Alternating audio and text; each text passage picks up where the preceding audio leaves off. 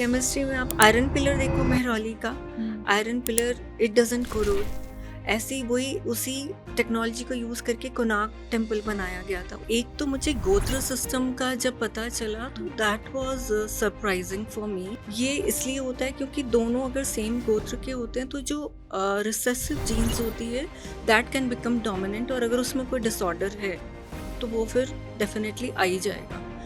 और ये बहुत साइंटिफिकली अभी प्रूवन हो चुका है कि Y chromosomes are the ones which are carried down from father to son. ये भी बोलते हैं कि हमारे यहाँ तो 33 करोड़ देवता हैं, जबकि इट वाजंट लाइक दैट। हमारे यहाँ सिर्फ 33 टाइप्स के देवता होते थे, जिसमें हम नेचर के मैक्सिमम जो हैं वही थे। मतलब अहिल्याबाई होलकर के बारे में भी मैं बताना चाहूँगी कि उन्होंने जितने मंदिर जो पहले तोड़े गए थे उन सब का उन्होंने पुनर्निर्माण किया। उन्होंने सोमनाथ का मंदिर रेनोवेट कराया, काशी विश्वनाथ और वाराणसी कराया, हरिद्वार का, नासिक का। और हम यहाँ पर टेलर स्विफ्ट को वुमेन एम्पावरमेंट एक मिसकंसेप्शन है कि हम लोग we were enslaved for a long time, जो कि बहुत गलत है। मतलब हम लोगों मुगल एम्पायर के अंडर अगर हम लोग रहे दैट वाज ऑलमोस्ट 150 इयर्स, और ऐसे ही ब्रिटिशर्स के अंडर भी ऑलमोस्ट इतना ही टाइम था। तो कहाँ से देखोगे आप? चरक संहिता से। Namaskar everyone and welcome to another inspiring episode of Mike Pe Milenge. Today we are diving deep into the glorious history, timeless culture and extraordinary legacy of Bharat through the eyes of an author who has dedicated years to researching and documenting it. Please join me in welcoming Ms. Ritu Verma, author of Bharat, Glimpses of the Legacy Volume 1 and 2. So without wasting any more time, let's welcome ma'am to our show. So without wasting any more time, let's welcome ma'am to our show, Mike पे मिलेंगे. Thank you so much ma'am कि आप अपना time निकाल के आज यहाँ मेरे शो पे आए. It's a pleasure for me also. Thank you so much. So And nice to be here. I'm looking forward to having a nice conversation. Likewise ma'am, likewise. So I'm starting off with a very basic question. How did your journey begin? ये सब शुरू कहाँ से हुआ? And what inspired you to become an author? Basically, we all know कि हमारा बहुत glorious past रहा है भारत का, but we don't know much about it. I have travelled a lot. मैंने जैसे इंडिया में भी काफ़ी जगह ट्रैवल किया है और अब्रॉड में भी। तो फिर I was able to find out कि कितना डिफरेंस है हमारे कल्चर में और उनके, और क्या सिमिलैरिटीज़ हैं। Okay. बट उसके बारे में जानना बहुत ज़रूरी है, जो नॉर्मली लोगों को नहीं पता होता है। और आज की जनरेशन को तो उसके बारे में बहुत ही कम पता है। And this thing made me first thing that I thought कि हमारे पास में ऐसा क्या पढ़ाया जाता था या ऐसा क्या होता था जो हम इतने आगे थे, इतनी एडवांस थे। तो उस चीज़ से फिर मैंने सोचा कि मैं साइंसेस में, वैदिक साइंसेस में कुछ ना कुछ मैं लर्न करूं और जानूं कि ऐसा क्या था। And then my journey started in that way. Wow. And कभी ऐसा आया moment when you realize कि ये जो साइंस है या ये जो ज्ञान आपने पढ़ कर लिया, उसको एक बुक में उतारना है, एक ऑथर बनना है, तो वो कैसे शुरू हुआ? ड्यूरिंग लॉकडाउन ना, हम जब रामायण और महाभारत देख रहे थे दोबारा से, तो देन आई थॉट कि गुरुकुल्स में डेफिनेटली बहुत ऐसे सब्जेक्ट्स होते होंगे या इस टाइप से कुछ होगा, और what's the difference in those subjects right now. तो वहाँ से फिर मैंने when I started researching on that, first I joined an online university, जहाँ से फिर मैंने वैदिक साइंसेस में मास्टर्स किया। और फिर उस टाइम पे मेरे पास बहुत सारे नोट्स इकट्ठे हो गए। And then I was looking forward to any books and I search lots of places जहाँ पे मैं खुद भी गई, ऑनलाइन भी देखा, लेकिन I couldn't find any book which was covering all the aspects of Bharat. तो फिर मैंने सोचा कि इतने नोट्स हो गए हैं, and when I was studying about this chemistry portion और द फिजिक्स और एस्ट्रोनॉमी, तो मैंने कहा ये सारी नॉलेज सबको मिलनी चाहिए। But why this topic only, why this theme only? भारतीय हिस्ट्री या कल्चर में ही आपका इंटरेस्ट क्यों डेवलप हुआ? Was there any specific reason? I told you ना कि मुझे यही था कि हमारा जब देश इतनी आगे था तो आज क्यों नहीं है, क्या पीछे ही रह गया, हमारी नॉलेज उस टाइम पर क्या थी और हम कहाँ रुक गए, उससे हमें अब आगे बढ़ना है, कैसे बढ़ना है, और what's the major difference between what we are studying right now and what we were studying at that time. तो वो जो डिफरेंसेस थे वो कहीं चुभे। मुझे लगा कि वो सब जानना भी ज़रूरी है, और मे बी अगर हम वो वाली पढ़ाई अब करें तो शायद हम वापस से सोने की चिड़िया फिर से बन सकते हैं। तो मैं that's what prompted me to research on it, and then my journey just started in that way. It was natural. I mean, there was no turning point, but it was natural. How beautiful is that? I would, if all the viewers who's watching this right now, I would say कि हम अगर इन चीज़ों से और लोग आपकी तरह inspire होने लगे तो we will have such beautiful books, another, जैसे बोलते हैं ना, अभी कलयुग है, अभी अच्छा युग आना बा फिर आएगा, तो may be that would be another turning point for the generations.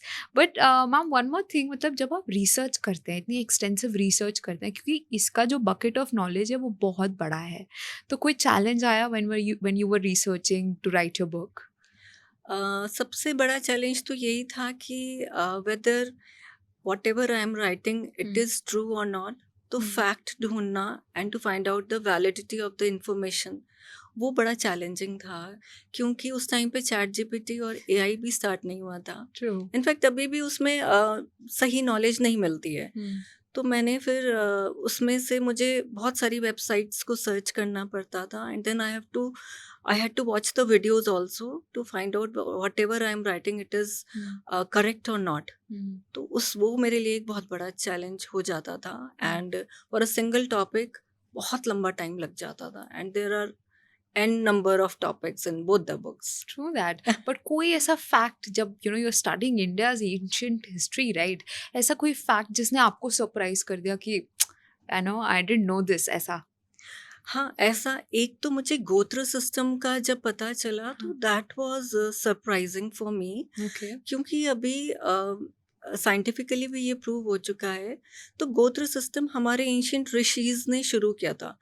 तो हम लोग ये सोचते हैं कि ऋषिज और सेजेस जो हैं वो बस मेडिटेशन में बैठे रहते थे, but it wasn't like that. हर एक सेज का, हर एक ऋषि का कुछ ना कुछ कंट्रीब्यूशन है towards the betterment of the society and towards humanity.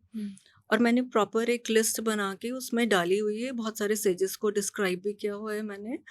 तो गोत्र सिस्टम जो उन्होंने डाला था उसमें यही था कि आप सेम गोत्र में मैरिज नहीं कर सकते हो. क्योंकि अगर सेम गोत्र में मैरिज होती है, विवाह होता है, तो जो progeny the offsprings they can be mentally और फिजिकली चैलेंज्ड. ये इसलिए होता है क्योंकि दोनों अगर सेम गोत्र के होते हैं तो जो रिसेसिव जीन्स होती है दैट कैन बिकम डोमिनेंट, और अगर उसमें कोई डिसऑर्डर है तो वो फिर डेफिनेटली आ ही जाएगा. और ये बहुत साइंटिफिकली अभी प्रूवन हो चुका है. तो वही अगर सेम ही मतलब जीन्स होते हैं तो ये प्रॉब्लम आ सकती है. वाओ, तो जो बातें हमारे पूर्वजों ने बोली, they were not baseless, they had facts, right? Definitely, and that's what I came to know about all these things while writing the book. Wow. And I wanted to let today people also know about that. it. I'm sure when people will read your book, वो एक eye opener की तरह उनके लिए काम करेगा. But I'm moving ahead. Another thing that intrigued me was the book title, Glimpses of the Legacy. तो ये इसके पीछे कुछ unique thought था, कोई reason था?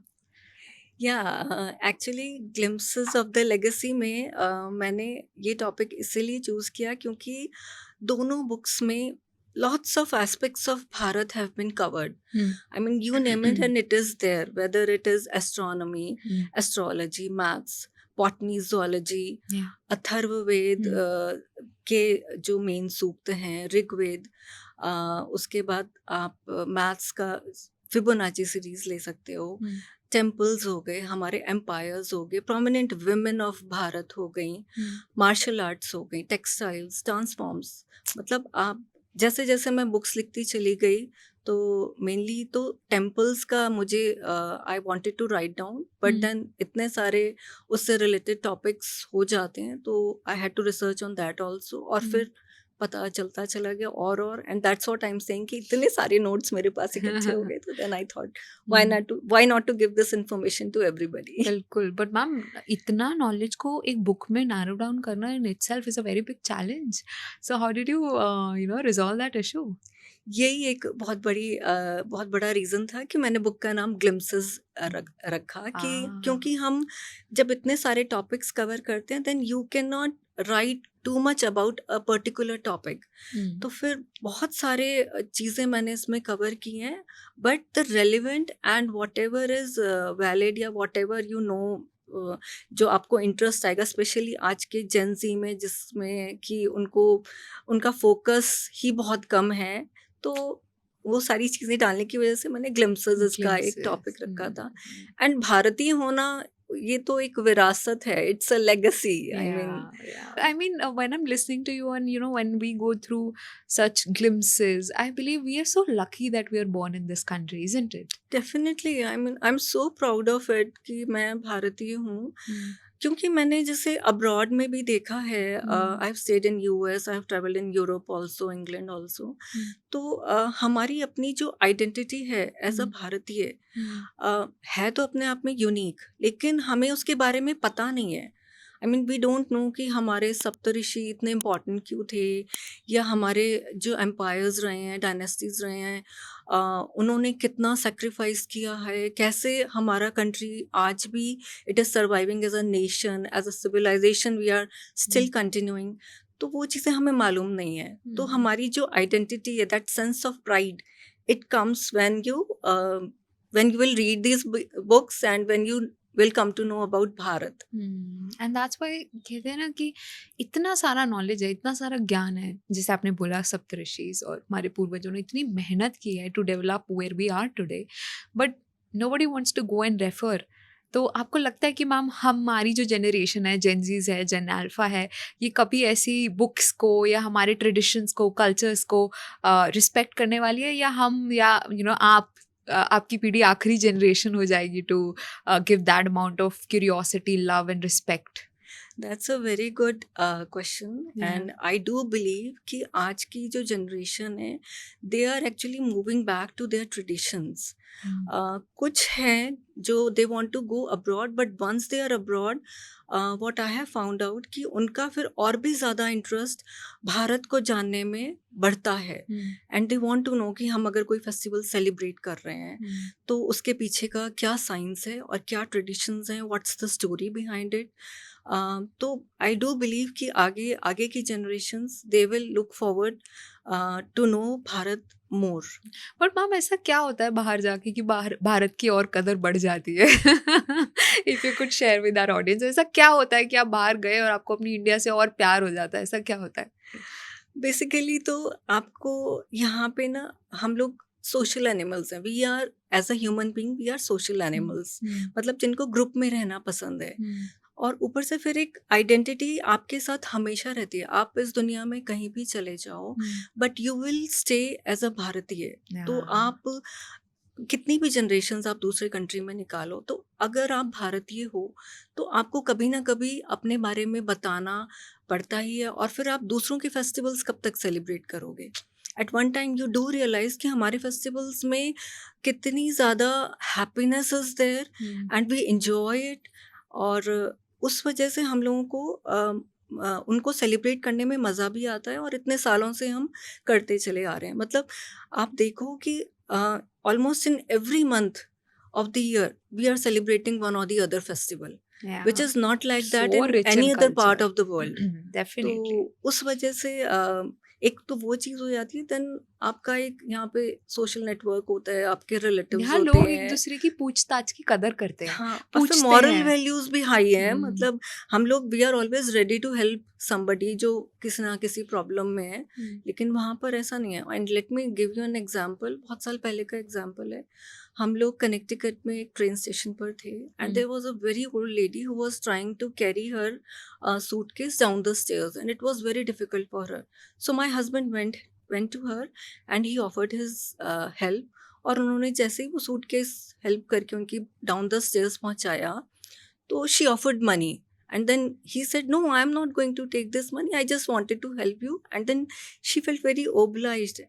So आई वुड से इनफैक्ट जो भी अब्रॉड में रह रहे हैं, जो भी बच्चे हैं, बड़े हैं, ये मॉरल वैल्यूज जो हैं ये हमें नहीं छोड़नी चाहिए। चाहे हम कितनी छोटी में सिटी में हाँ। चले जाएं और ऐसे कोई आंटी और कोई हेल्प ना करे तो दूसरे उसको टोक देंगे कि तुझे बिल्कुल, शर्म नहीं है हाँ, क्या। why I don't- like this about हाँ, आवर कंट्री। ट्रू बिल्कुल। दैट। चलो, coming back to the book, ma'am, what is your favourite chapter in this book? I am very intrigued about that. I would say कि हम सबको stories सुनने में बड़ा interest आता है। करेक्ट। तो स्टोरीज आर समथिंग, और हमारे जो इसमें हैं बुक्स में जो एंशियंट नॉलेज सिस्टम है और फेस्टिवल्स, ट्रेडिशंस हैं, everything is connected to one और द अदर स्टोरी की। एक भगवान ने ये बूंद दिया और असुर ने रील्स भी हम ऐसे ही देखते हैं इफ वी आर बिल्कुल। Actually watching. ट्रू। बिल्कुल। तो वो स्टोरीज बड़ा मजा आता है सुनने में कि ही गॉट कर्स्ड, उसको ये हुआ, उसको कर्ज को दूर करने के लिए ऐसा करना पड़ा, ये करना पड़ा। तो आई वुड से कि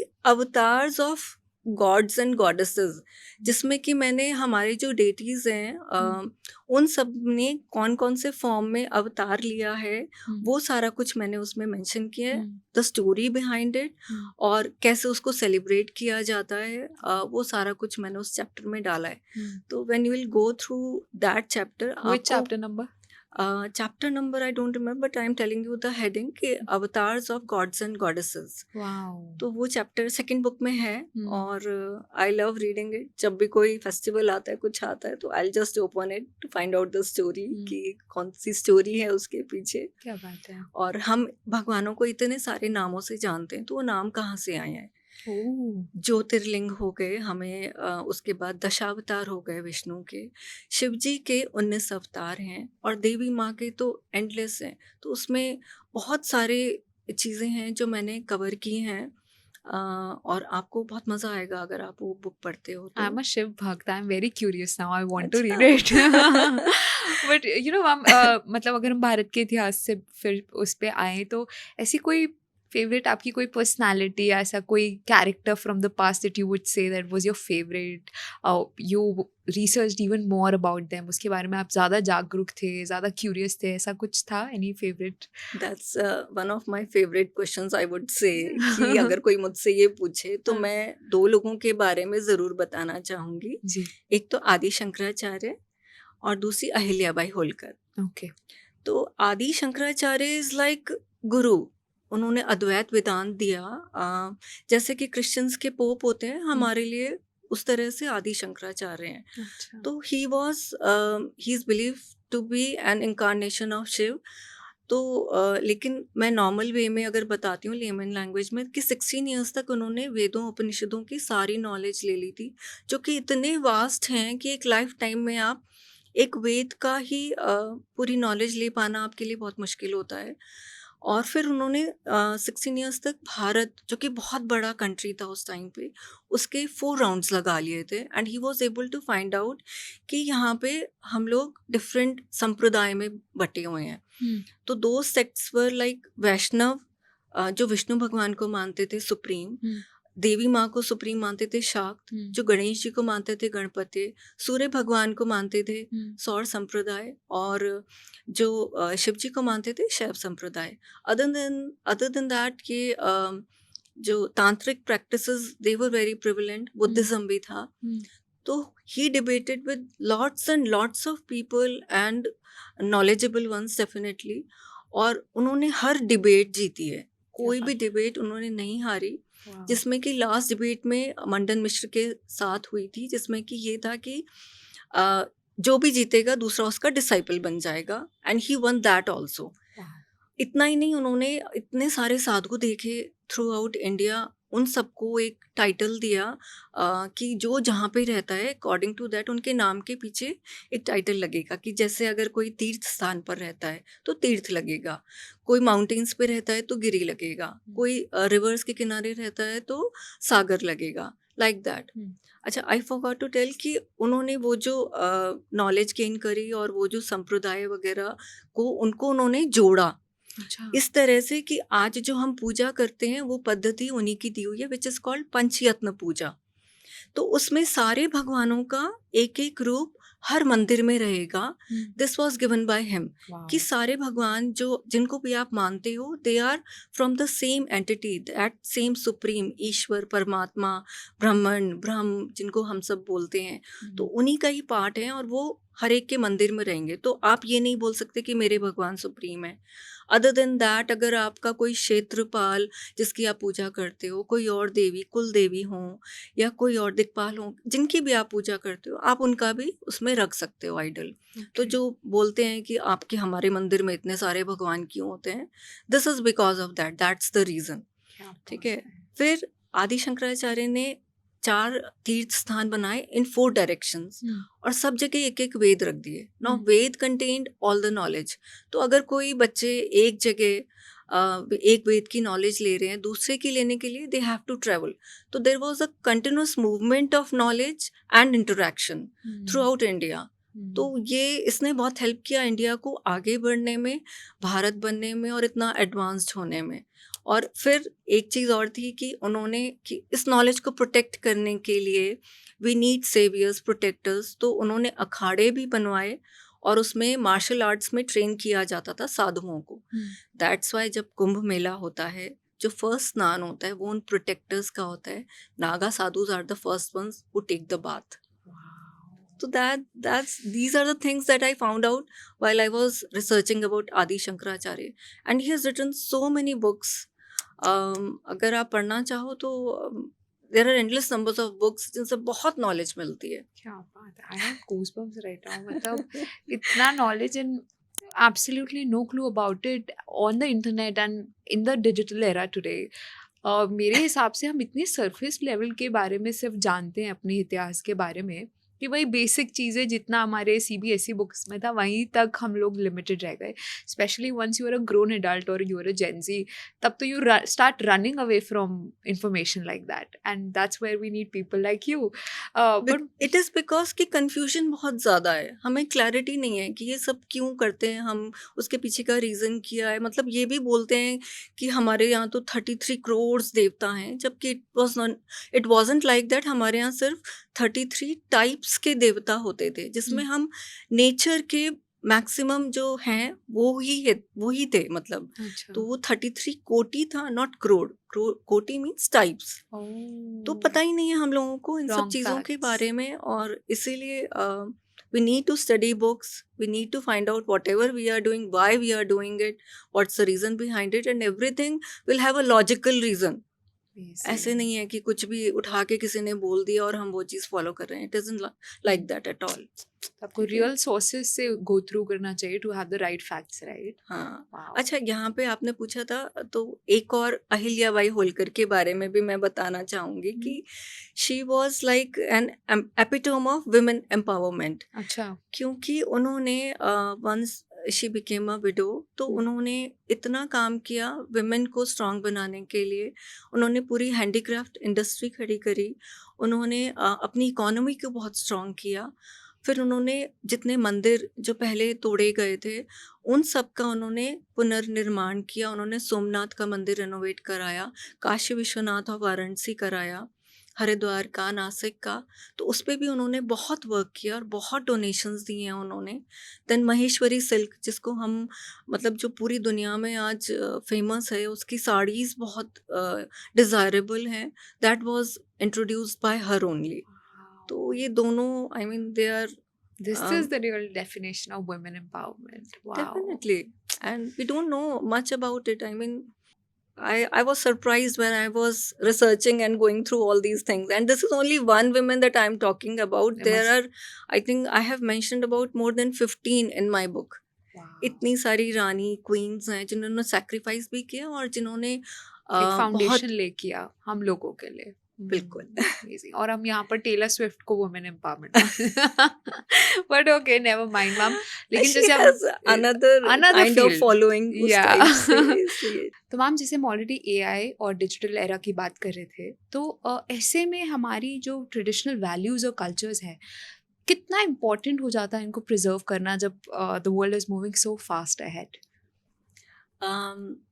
बिकॉज ऑफ टेक्नोलॉजी हम लोगों को पूरा टाइम स्क्रीन से ग्लूड रहना ही पड़ता है, क्योंकि हमें भी बहुत सारे काम अपने फ़ोन के थ्रू ही करने पड़ते हैं। अपॉइंटमेंट्स लेना है, कहीं जाना है, मैप्स चाहिए हमें देखने के लिए, देन हमें पेमेंट्स करनी है। तो हम लोगों को स्क्रीन की बहुत ज़रूरत पड़ती है और उसकी वजह से फ़ोकसिंग पावर बहुत वीक हो गई है। ऊपर से फिर हमारा एक इंटरैक्शन जो होना चाहिए नॉर्मली लोगों के साथ में, क्योंकि हम लोगों के लिए बहुत इम्पोर्टेंट होता है ह्यूमन बीइंग्स के लिए कि वो अपनी फीलिंग्स को शेयर करें। बिल्कुल। We don't love to live alone. हम हम्म, लोगों के लिए ग्रुप में रहना और इंटरेक्शन करना बहुत ज़रूरी होता है। लेकिन टेक्नोलॉजी की वजह से हम लोग क्या कर रहे हैं कि जो भी हमें बात करनी है किसी से तो व्हाट्सएप कर रहे हैं, मेल्स कर रहे हैं। इससे ज़्यादा अगर हमें बहुत ही ज़रूरी बात करनी होती है तो that will be for just a minute और टू, इससे ज़्यादा नहीं होती है। इसलिए आज के टाइम पे हम लोग अगर फेस्टिवल सेलिब्रेट कर रहे हैं या अपने ट्रेडिशंस को याद करके उनका यूज़ कर रहे हैं, if we are even getting together, जैसे कि कोई फेस्टिवल है और हम उसको इकट्ठे भी सेलिब्रेट कर रहे हैं, आपस में इंटरेक्ट कर रहे हैं, गिफ्ट्स एक्सचेंज कर रहे हैं, तो वहीं पर ही वी फील वेरी हैप्पी। तो इस तरह से अगर हम अपने ट्रेडिशन और कल्चर को बचाए रखेंगे तो नो डाउट आगे भी हमें कभी कोई ऐसे इश्यूज नहीं आएंगे। नेगेटिव थॉट्स आज के टाइम में बहुत कॉमन हो गए हैं और उसका ना एक रीज़न होता है कि negative thoughts are like algorithm. आप उसके बारे में अगर एक बार सोचना शुरू करते हो तो बार बार उसी के बारे में You सोचते get रहते हो, मेरे addicted साथ to ऐसा क्यों that. हुआ, उसने ऐसे क्यों किया, मुझे क्या करना चाहिए था। तो इट कीप्स कमिंग बैक। तो उसके लिए पतंजलि जैसे योग सूत्र है, हाँ. उसमें एक वो है 2.33 करके एक वर्स है कि अगर आपके अंदर बार बार ऐसे थॉट्स आ रहे हैं तो हाउ टू ब्रेक इट, वो Okay. पूरा मेथड उसमें दिया हुआ है। ठीक और है, ये तो कितने सालों से दिया हुआ है. And what we are doing is therapies ले रहे हैं हम. See. We don't need therapies. Therapy आप अपने आप ही ले सकते हो, अपने आप को खुद ही हील कर सकते हो। We just don't know how to do it, क्योंकि उसमें मेडिटेशन की टेक्निक्स हैं। इट्स नॉट ओनली योग। आज के टाइम में मानते हैं कि इट इज़ ओनली अबाउट आसन, बट उसके 8 लिम्स होते हैं, यम नियम, आसन, अम, प्राणायाम, प्रत्याहार, धारण, ध्यान, समाधि। ओके. इतने पार्ट्स होते हैं योग के, जिसमें कि आसन तो सिर्फ एक पार्ट है। And it is a complete guide to keep yourself mentally as well as physically fit. तो अगर आप वो बुक्स भी पढ़ते हो, आपको उसके बारे में अगर नॉलेज हो, उस पर वर्क करते हो, तो नो डाउट कि आप बहुत कुछ अच्छा अचीव कर सकते हो and you will always stay happy. Ma'am, आपको लगता है कि डिप्रेशन और स्पिरिचुअलिटी का कोई कनेक्शन है? Now that you have studied so much, do you think spirituality help somebody to be stay away or be antidepressant? Does it work as an antidepressant? Do you think so? Spirituality act करती है? Spirituality का इसमें बहुत बड़ा role होता है depression में specially, because depression is something like आपको कुछ भी करने का मन नहीं है, you don't want to get out of your bed, you just want to keep lying down and thinking और just want to sleep all the time. तो इट मीन्स कि आप नॉर्मली लोगों से एक तो डिस्ट्रैक्ट हो रहे हो और आपको किसी से भी बात करना पसंद नहीं है। तो once you start thinking in that way, फिर आपको अपना सबसे पहले आइडेंटिफाई करना होता है कि प्रॉब्लम कहाँ से शुरू हुई है, कैसे हुई है। और अगर आपने ये चीज़ फाइंड आउट कर ली तो उसके बहुत तरीके हैं हमारे पास में। स्पिरिचुअलिटी से रिलेटेड हमारे पास इनफैक्ट षड दर्शन है। ठीक है, क्योंकि जनरली ऐसे टाइम में हम सोचते हैं कि हमारे साथ ऐसा क्यों हो रहा है और कोई ऐसा है जो हमारी प्रॉब्लम ठीक कर सके। तो उसके लिए हमारे पास 6 स्कूल्स ऑफ फिलॉसफी हैं। Even if you don't want to go into that, आप अगर बैठ के अपने सिर्फ चक्रास पे भी वर्क करना शुरू कर दो, क्योंकि हमारी बॉडी में 7 चक्रास होते हैं which are the life force, जहाँ पे फोकस होती हैं उन चक्रास पे, मतलब लाइफ फोर्स नाड़ीज होती हैं, चैनल्स होते हैं थ्रू विच प्राण वायु ट्रेवल्स। Okay. और वो कोई स्कैनिंग में नहीं आएंगी, कोई एक्सरे में नहीं आएंगी, लेकिन they are like nadis, the channels through which ये फोर्स जा रही होती है। और बिल्कुल बॉटम पे right on your tail bone, वहाँ पर एक कॉइल फॉर्म में ये एनर्जी स्टोर्ड रहती है। तो when you start working on it तो that energy starts moving upwards. तो जब वो उन 7 चक्रों से ऊपर पहुँचती है towards the top most which is Sahasrara, तो आप हमेशा हैप्पी वाली फीलिंग रहेगी। Is it? और Wow. इसका I could relate it to our pineal gland also, कि Hmm. पिनियल ग्लैंड जो है वो हमारे सारे हॉर्मोन्स को मैनेज करता है. Hmm. तो अगर pineal gland is working properly तो you will always be happy and healthy. Hmm. तो वो सहस्रार चक्र भी वहीं पर ही लोकेटेड होता है. Hmm. तो यू कैन इमेजिन कि आप अपने किसी भी प्रॉब्लम को खुद भी सॉल्व कर सकते हो. Hmm. But if you need guide also तो there are people who can help in this way, बिल्कुल बिल्कुल. instead of taking medicines or chemically getting treated. But ma'am, the आप problem with this country or the problem with the entire world today is that everybody wants instant solutions, right? एक पिल खाया या 3 दिन का medicine course किया तो हो गया ठीक, right? अब इसमें when you're saying you work on your chakras, it's a very exhausting process. There are a lot of steps involved. It gradually happens. तो इतना patience कहाँ से लाएं? That is also another problem with especially today's generation. Don't you think so? that is exactly what is happening. But what I would say कि अगर आपको immediate relief चाहिए then go for this medicine. एकदम से कोई पिल लेनी है, कुछ है immediate relief के लिए आपको it will definitely help. कुछ टाइम तक आप ले भी सकते हो बट लेटर ऑन उसका इम्पैक्ट पड़ता है बॉडी पे. तो अल्टीमेटली आपको उन चीज़ों की तरफ जाना ही पड़ेगा. आपको अगर कोई भी मेंटल प्रॉब्लम है किसी को भी तो उसको ये इन चीज़ों पे अगर वो वर्क करेंगे then only they will finally be happy and healthy. Otherwise आप पिल्स तो सारी उम्र खाते रहो. थायराइड की पिल्स लोग सारी उम्र खाते हैं, बीपी की सारी उम्र खाते हैं, डायबिटीज़ की हो जाती हैं ऐसे ही, बट देन उसका फिर लॉन्ग टर्म में बहुत गंदा इम्पैक्ट पड़ता चला जाता है बॉडी पे. तो अगर हम इन चीज़ों पे भी साथ साथ और एक डेली कुछ ज़्यादा कुछ नहीं करना है, डेली एक टाइम फिक्स कर लो और उस टाइम पे just chant any of the mantras that you like. सिर्फ उसकी चैंटिंग भी करते हैं तो हमारे ब्रेन पे उसका बहुत पॉजिटिव इम्पैक्ट पड़ता है. This has been proven scientifically also कि बीटा वेव्स निकलती हैं, गामा वेव्स निकलती हैं जिनका हमारे ब्रेन पे बहुत पॉजिटिव इम्पैक्ट पड़ता है. Noted. But ma'am, was there any, all this while when you were having this amazing knowledge, you were acquiring this knowledge, ऐसा कोई moment था जहाँ पे, कोई ऐसा misconception या ऐसा कोई myth टूटा जो हमारे भारत के इतिहास के बारे में या हमारे कल्चर्स के बारे में आज है देश में, लेकिन इस बुक के थ्रू आपने वो तोड़ा? Was there anything like that? कई सारे मिसकंसेप्शंस हैं जो मेरे दूर हुए हैं. एक तो अभी आपको बताया कि पूजा हम लोग इतने सारे भगवानों के रूप रखते हैं, एक ही रखना चाहिए हमें, वो चीज़ हो गई. एक मिसकंसेप्शन है कि हम लोग we were enslaved for a long time, जो कि बहुत गलत है. मतलब हम लोगों मुगल एम्पायर के अंडर अगर हम लोग रहे हैं दैट वाज ऑलमोस्ट 150 इयर्स, और ऐसे ही ब्रिटिशर्स के अंडर भी ऑलमोस्ट इतना ही टाइम था. तो पीपल से कि एक मिलेनिया पूरा हम लोग, नहीं ऐसा नहीं था. और हमारे जितने राजा रहे, जितने एम्पायर्स रहे हैं, they have fought, they have resisted these invasions, they have sacrificed also a lot. Sambhaji का एग्जाम्पल आपके सामने है मराठों में. उसके बाद राजपूतों ने एक से एक सेक्रीफाइसेस किए और इतना फाइट किया उन्होंने. महाराणा प्रताप हैं, राणा सांगा हैं, राणा हमीर हैं, बहुत सारे हैं जिन्होंने जिनके बारे में आपको मेरी बुक में पता चलेगा. देन नॉर्थ ईस्ट की अहोम और भी जो डायनेस्टीज उधर रही हैं उन्होंने बहुत फाइट किया है. साउथ के बहुत सारे डायनेस्टीज, चोला एम्पायर ऐसे ही नहीं खड़ा हुआ है. तो हम लोगों ने इतना इन्वेजन्स को रेसिस्ट किया है थ्रू आउट इंडिया. जबकि आप देखो कि गुरुद्वारा शीशगंज साहिब जो चांदनी चौक में है, वहाँ पे गुरु तेग बहादुर का शीश ही कट कर दिया गया था. और जो 3 उनके डिसाइपल्स थे उनको कितना टॉर्चर किया गया था. तो यू कैन इमेजिन कि उन्होंने फिर भी अपने को नहीं चेंज किया. और we are still surviving as a nation, as a civilization, which are still we are continuing and free. yes, 100%. celebrating. True that. But ma'am, जैसे आपने अभी बोला, such beautiful instances you shared.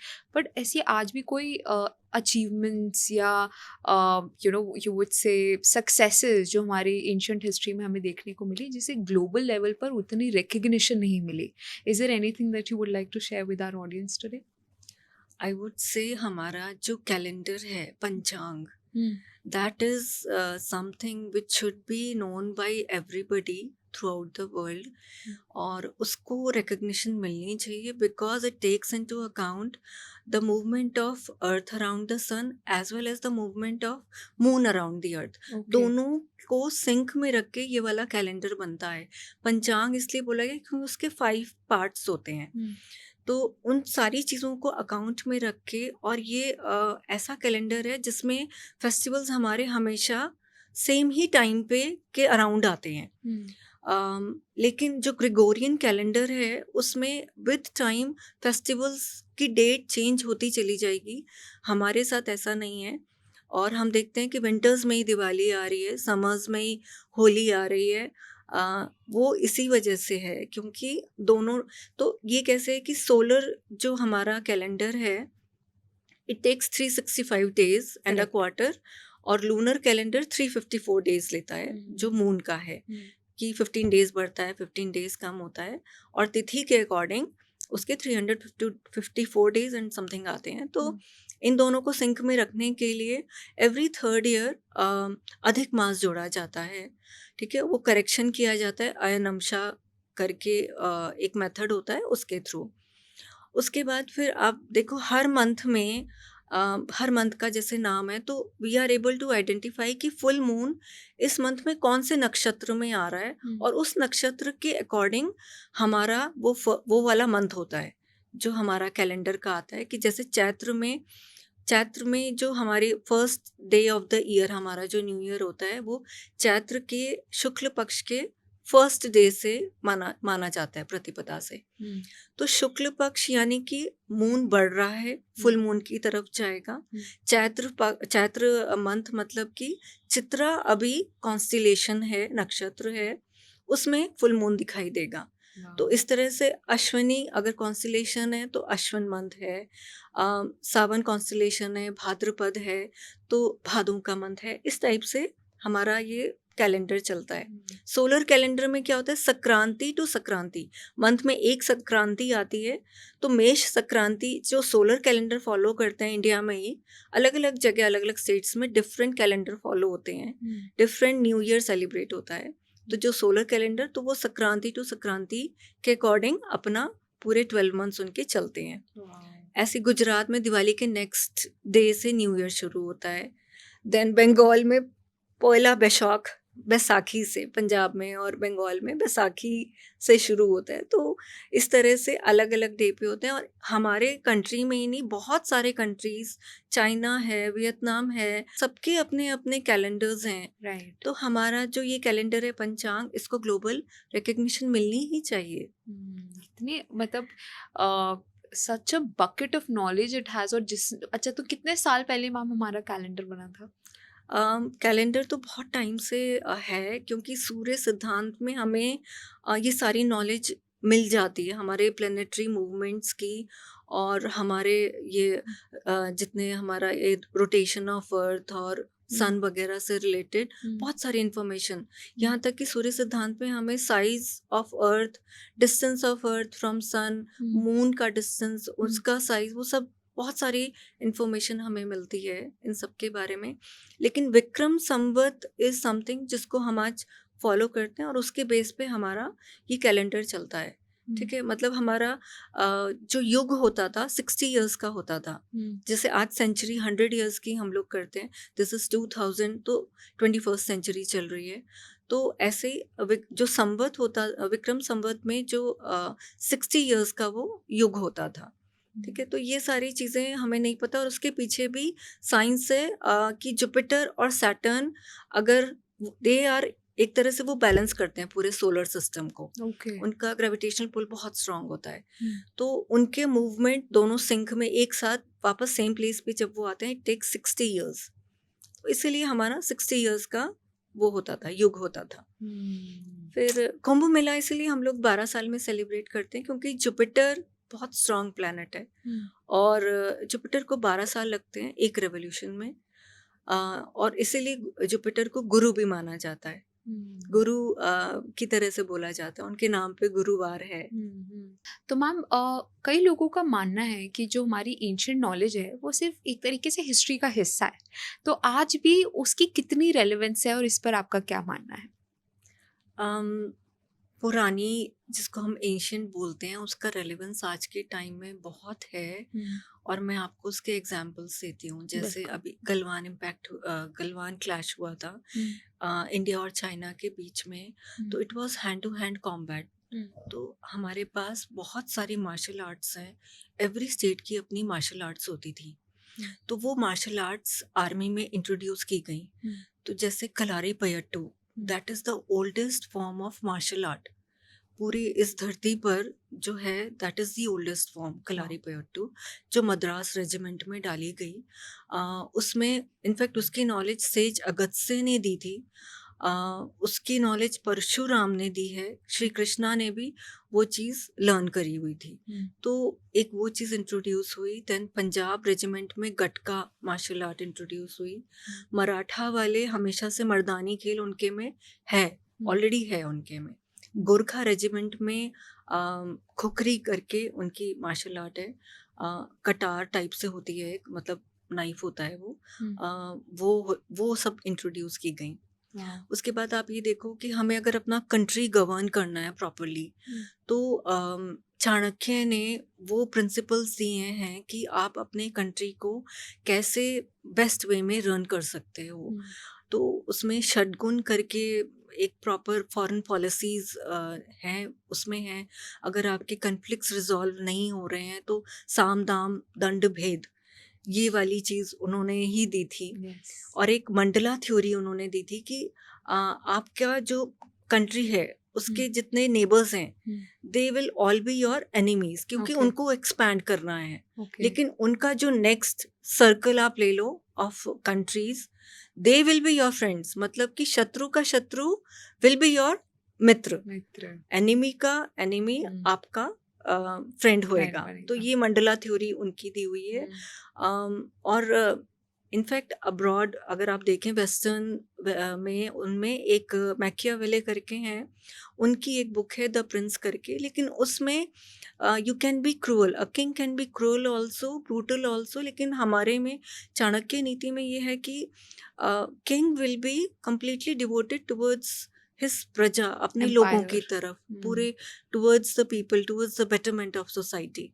तो इट इज़ देयर। तो ये एक अर्थशास्त्र का हो गया। योग के बारे में मैंने आपको बताया, एस्ट्रोनॉमी के बारे में मैंने आपको बताया। देन केमिस्ट्री जो है, रसायन शास्त्र जिसको बोला जाता है, उसमें रस is mercury. Mercury we know कि पारद, इट इज़ वेरी पॉइजनस। अगर वो स्किन में पेनिट्रेट हो जाए तो बहुत जल्दी एनीथिंग कैन हैपन। तो मरकरी को यूज़ करके स्वेदन और मारन करके टेक्निक्स होती थी, और उनमें हर्ब्स मिलाई जाती थी। उसकी पोटेंसी ऐसे कर दी जाती थी कि कोई अगर बूढ़ा भी हो गया है तो they will turn into youth. मतलब ऐसी ऐसी टेक्निक्स हैं जो हमें पता है ना कि सेजेस इतने इतने लंबे सालों तक जीते थे, थाउजेंड्स ऑफ ईयर्स उनकी लाइफ होती थी। That was because of all these techniques that they were using. Ayurveda में देख लो आप, हर्ब्स वगैरह का बहुत यूज़ है। च्यवनप्राश जो नॉर्मली बच्चों को दिया जाता है दूध के साथ, बड़े लोगों को भी दिया जाता है कि it will boost your immunity. उसकी प्रॉपर रेसिपी कहाँ मिलेगी हमें? तो वो अभी भी मिल रहा है च्यवनप्राश, लेकिन is it the proper one? उसमें वो सारी हर्ब्स हैं जो थी, तो कहाँ से देखोगे आप? चरक संहिता से। उसका रिलेवेंस, टर्मरिक लाटे अब्रॉड में दिया जा रहा है, यूरोप में, और वो उसको पेटेंट कर रहे थे 1995 में। लेकिन हमारे पास हमारा नॉलेज था, उसके हमने प्रूफ्स दिए। हमारे तो एक कुजीन का हमेशा से पार्ट रहा है, हरिद्रा बोलते थे टर्मरिक को। चरक संहिता में, सुश्रुत संहिता में इसका मेंशन है। तो वो हमने फिर पेटेंट जीता 97 में, और फिर हमारी गवर्नमेंट ने ट्रेडिशनल नॉलेज डिजिटल लाइब्रेरी बनाई। तो उसमें उन्होंने ये सारी बुक्स जो हैं उनको मेंशन कर दिया अलग अलग लैंग्वेजेस में, इवन फ्रेंच और जर्मन में भी, ताकि कल को कोई पेटेंट ना कर सके हमारी इन चीज़ों को। तुलसी वगैरह जैसे हो गई। सुश्रुत जो थे, he is today the father of surgery. अभी एडिनबरा में रिसेंटली उनकी एक स्टैचू अनवेल हुई है स्कॉटलैंड में। उससे पहले मेलबर्न में उनकी स्टैचू ऑलरेडी रखी हुई है वहाँ की मेडिकल यूनिवर्सिटी में। उनके टूल्स ही आज यूज़ होते हैं सर्जरी में। 121 टूल्स थे उनके, आज भी वही यूज़ हो रहे हैं। वो he was the first one जिन्होंने राइनोप्लास्टी की थी, नोज कंस्ट्रक्शन की थी। उनको इतनी ज़्यादा नॉलेज थी कि और ये भी चीज़ थी कि वो जो बॉडी होती थी उसको, डेड बॉडी को चलते बहते हुए पानी में रखते थे वो, और उसमें फिर वो जब फूल जाती थी उसकी सारी लेयर्स अलग हो जाती थी। ठीक है, तो he was able to find out and to teach his disciples कि आपको ह्यूमन एनाटॉमी का अगर पता करना है तो that is the best way, और उससे फिर वो बच्चे पढ़ते थे। तो ही वॉज सो एडवांस्ड, जिसका आज भी पूरा रेलेवेंस है। यू कैन से दैट योग का पूरा रेलेवेंस है आई आज के थिंक टाइम पूरी में। कंट्री को एक हर चीज का कैनवस ही एक तरीके से इंडिया से मिल रहा है now that I am listening to you. Chemistry में आप आयरन पिलर देखो मेहरौली का, iron pillar it doesn't corrode. ऐसी वही उसी टेक्नोलॉजी को यूज़ करके कोणार्क टेम्पल बनाया गया था, उसमें भी जो बीम्स डाली हैं दे डोंट कोरोड। ये टेक्नोलॉजी अभी तक भी कहीं पे भी नहीं आई है। तो वो चीज़ हमारे आईआईटियंस ने फाइंड आउट करी कि उसमें फॉस्फोरस मिलाया जाता था, जिस वजह से वो कभी जंग नहीं खाता था। ठीक है, ये चीज़ें हमें नहीं पता है। तो ये सब चीज़ें हमें कहाँ से पता चलती हैं? हम ऑर्गेनिक फूड लेते हैं, ऑर्गेनिक फूड कैसे बनता है, ऑर्गेनिक क्या है उसमें? तो उसमें जो कंपोस्ट बनाया जाता है उसकी रेसिपी वृक्ष आयुर्वेद में है सूरपाल के, और वो book GB Pant university Uttarakhand की है, वो यूज़ कर रही है। ठीक है, आज तक यूज़ करती है उसको, और वो रिसर्च की, एग्रीकल्चर रिसर्च की सबसे बड़ी यूनिवर्सिटी मानी जाती है। तो आप देखो कि वहाँ पे उसका यूज़ हो रहा है। क्लासिफिकेशन ऑफ प्लांट्स और एनिमल्स वो था, हाथियों को कैसे ट्रीट करना चाहिए उसके ऊपर प्रॉपर एक बुक है। देन नकुल जो थे पांडव, वो उनको घोड़ों की बहुत नॉलेज थी, और उन्होंने घोड़ों के को ट्रीट करने के लिए प्रॉपर एक ट्रीटिस दिया हुआ है। तो सब कुछ आज भी उतना ही रेलिवेंट है, we just don't know about it. And in fact through your podcast I am able to tell everybody कि हमें इन सब चीज़ों के बारे में जानना चाहिए, और उसका आज भी रेलेवेंस है। बिल्कुल बिल्कुल, and I can see that. And ma'am फिर भी लोग कहते हैं ना कि भारत का पास्ट जो था बहुत ग्लोरियस था, है ना? तो आपके हिसाब से मतलब ऐसा कोई प्रूफ्स हैं अगर यू नो हमारी ऑडियंस को जानने हो जो आप शेयर करें, तो कहाँ मिल सकते हैं ऐसे proofs where we can say हाँ हमारा भारत, आपसे बात करके मैं कह सकती हूँ कि था, but if somebody wants proofs तो उसका क्या करें? That's a very very good question. मतलब हमें वही है कि हमारा ग्लोरियस पास था, लेकिन आप कहाँ देखोगे उसे, कैसे देखोगे? अभी कहाँ दिख रहा है वो चीज़? तो सबसे पहला प्रूफ है टेम्पल्स। हमारे सामने जो ये स्ट्रक्चर्स इतने खड़े हुए हैं, एवरी टेम्पल हैव सम और the others science used in it, any technology used in it. बहुत सारे ऐसे टेम्पल्स हैं जिसमें, जो मैंने अपनी बुक में तो अराउंड 40 टेम्पल्स मैंने ऐसे मेंशन किए हैं, and they are not the general ones. तो हम जैसे ये टेम्पल्स देखते हैं तो they are the living proof. उसके बाद मॉन्यूमेंट्स हो गए। देन आई वुड से कि मैन्युस्क्रिप्ट, सबसे पहले यही होता है कि ये सब लिखा कहाँ पे है, कि आपकी बुक कौन सी ऐसी हैं जहाँ पे आप ये बता सकते हो। तो आप देखो, जैसे अयोध्या का राम मंदिर केस था, उसमें स्कंद पुराण का मेंशन किया था श्री राम भद्राचार्य ने, कि सरयू नदी से इस जगह पे, इतनी दूरी पे ये श्री राम जी का जन्म स्थान था। तो that was used as an evidence. तो वो हमारी, अब स्कंद पुराण की ओल्डेस्ट मैन्युस्क्रिप्ट कहाँ पे है, बोल देते हैं कि तो पता नहीं कौन सी है, कब की है। तो that is in Nepal. Rigveda हमारा है, उसकी ओल्डेस्ट मैन्युस्क्रिप्ट जो है वो कश्मीर में मिली थी 1464 में। 1464 की लिखी हुई है, तो वो हमारे पास में है। देन रामायण और महाभारत के क्रिटिकल एडिशंस निकाले गए हैं। 49 ईयर्स ऑफ महाभारत के बारे में, रामायण के बारे में भी ऐसी बहुत लंबा टाइम निकाल के क्रिटिकल एडिशन निकाला गया, जिसमें कि बहुत सारी मैन्युस्क्रिप्ट्स स्टडी की गई, और उसमें जितने बाद के एडॉन्स थे, मतलब डिफरेंट लैंग्वेजेस में भी जो लिखे गए हैं रामायण और महाभारत, उनके सब वो एडॉन्स हटाए गए ताकि ओरिजिनल हमारे पास निकल के आए। तो महाभारत के versus, it is being said कि 1 लाख वर्सेस हैं उसमें लिखे हुए, बट नाउ जो क्रिटिकल एडिशन है which is in oriental research institute of Pune, वहाँ पे वो मैन्युस्क्रिप्ट रखी हुई है, और उसमें 70,000 वर्सेस हैं। ठीक है, और रामायण की ऐसी जो मैन्युस्क्रिप्ट है, क्रिटिकल एडिशन जो है, उसमें वो it is in Baroda oriental research institute. तो हमारे पास पूरा नॉलेज बेस है। और हमारी you won't be able to believe कि कितनी सारी मैन्युस्क्रिप्ट्स हैं हमारी जो अब्रॉड में हैं, बोडलियन लाइब्रेरी ऑफ ऑक्सफोर्ड में, कैम्ब्रिज लाइब्रेरी में। हमारे कितने सारी वहाँ पे 8700 संस्कृत की और कुछ और लैंग्वेजेस की वहाँ पे हमारी मेन वहाँ पे मैन्युस्क्रिप्ट्स हैं। अर्थशास्त्र से रिलेटेड मैन्युस्क्रिप्ट्स हैं हमारी, वेदों से, पुराणों से रिलेटेड वहाँ पे बहुत सारी मैन्युस्क्रिप्ट हैं। बृहद संहिता सॉरी कैम्ब्रिज लाइब्रेरी में मिलेगी, बॉडलियन लाइब्रेरी में। तो ये सारी चीज़ें अब्रॉड जा चुकी हैं हमारी, जो हमें उनसे वापस चाहिए। कोणार्क टेम्पल में लेविटेटिंग स्टैचू था सूर्य देव का, तो वो बोला जाता है पता नहीं कहाँ गया, पता नहीं, but it is there in Victoria and Albert museum and it is everybody knows that. वहाँ पे वो टाइम टू टाइम डिस्प्ले करते हैं हमारे जो एशियन सेक्शन है उसमें, जहाँ पे कि मराठा छत्रपति शिवाजी की जगदम्बा तलवार है, बाघ नख है, वो वहाँ पे डिस्प्लेड है।